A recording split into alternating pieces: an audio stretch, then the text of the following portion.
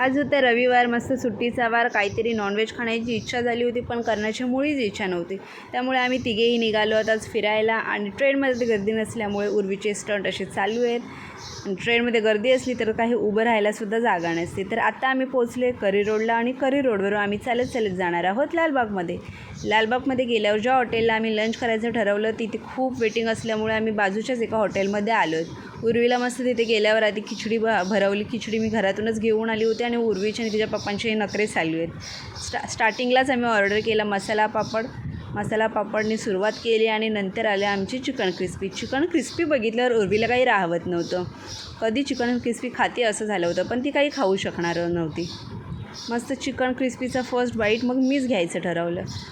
Chicken crispy खाल्ल्यानंतर खूप छान वाटलं. आणि सोबतच त्यासोबत नंतर लगेच पाठोपाठ आली आहे पापलेट थाली. आणि पापलेट थालीसोबत आलेत आपले हे वडे सोलकढी वगैरे खाऊन खूप एन्जॉय केलं आम्ही. वडा बघितल्यावर उर्वीला काय राहवत नव्हतं.